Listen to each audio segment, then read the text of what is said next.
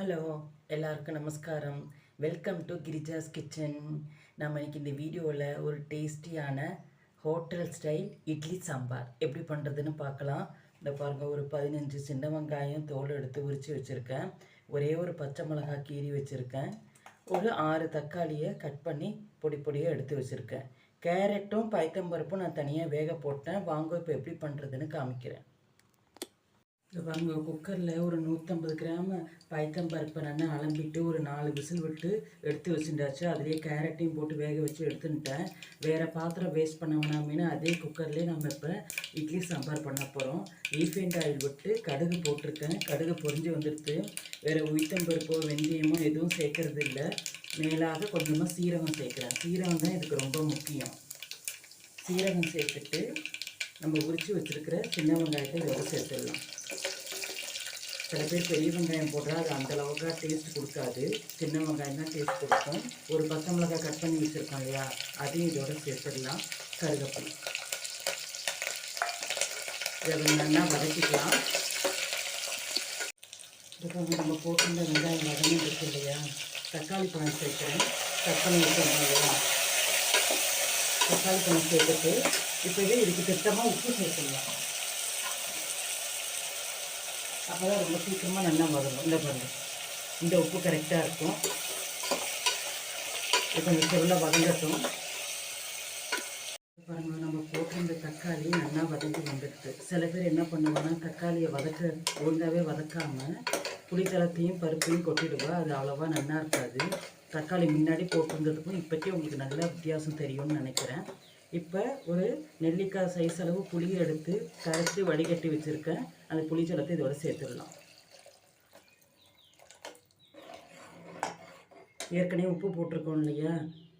Carrot நம்ம பருப்பு வேக போடும்போதே ஒரு 8 துண்டு கேரட்டை கட் பண்ணி வச்சுருந்தேன். அதை இதோட சேர்க்குறேன். கேரட்டும் வந்துடுது. இது இப்போ இந்த புளிச்சலம் நல்லா கொதித்து வரட்டும். பாருங்கள், இந்த புளிச்சலம் கொதிச்சுட்டு இருக்கும் போதே தனி மிளகாத்தூள் கொஞ்சமாக சேர்த்துக்கலாம். இந்த பாருங்கள், இந்தளவு சேர்த்தா போகிறோம். ஏன்னா இட்லி சாம்பாருங்கிறது கொஞ்சம் திதிச்சுன்னு இருக்கணும். ரொம்ப காரமாக சொல்லுன்னு இருந்தால் நல்லா இருக்காது. இது கொஞ்சம் கொதிக்கட்டும். இந்த பாருங்கள், நம்ம ஊற்றிருந்த புளி ஜலம் காரப்பொடி போட்டிருந்தோம் இல்லையா, நல்லா கொதி வந்துடுத்து. அந்த கார வாசனையெல்லாம் போயிடுத்து. நான் ஒரு 150 கிராம் பைத்தம்பருப்பை குக்கரில் 4 விசில் விட்டு மஞ்சள் பொடி போட்டு இறக்கி வச்சுருக்கேன். அதை இதோட சேர்த்துடுறேன்.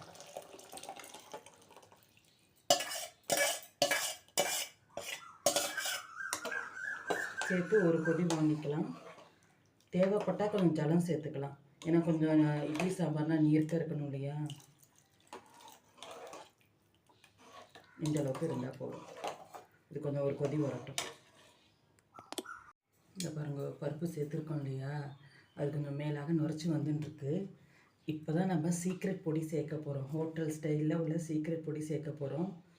இந்த பொடி என்னென்னா, தனியா, கடலைப்பருப்பு, வரமிளகா, கட்டி பெருங்காயத்தை எல்லாத்தையும் நல்லெண்ணெயில் வறுத்துட்டு பொடிச்சு வச்சுருக்கேன். இது ஒரு 1.5 ஸ்பூன் சேர்த்துக்கிறேன். அவ்வளோதான். நல்லா கலந்து விட்டுக்கலாம். ஒரு 2 நிமிஷம் இருக்கட்டும். பருப்பு சேர்த்து ஒரு கொதி வந்துட்டுது. இப்போ மேலாக ஒரே ஒரு ஸ்பூனு நெய் சேர்க்குறேன். நெய் சேர்த்தா உங்களுக்கு நல்ல டேஸ்ட் கொடுக்கும், நல்ல வாசனையாகவும் இருக்கும். இந்த பாருங்கள், நெய் சேர்த்துட்டு பச்சை கொத்தமல்லி கட் பண்ணி வச்சுருக்கேன், அதையும் சேர்த்துடுறேன். இப்போ அடுப்பை ஆஃப் பண்ணிடுறேன். அவ்வளோதான், நம்மளுடைய டேஸ்டியான hotel style idli sambar ready ஆகிடுது. நீங்களும் உங்கள் இடத்துல ட்ரை பண்ணி பார்த்துட்டு மறக்காமல் எனக்கு கமெண்ட்டில் போஸ்ட் பண்ணுங்க. என்னோடய சேனல் பிடிச்சிருந்தா சப்ஸ்கிரைப் பண்ணுங்க. I hope you all like this video. Thank you.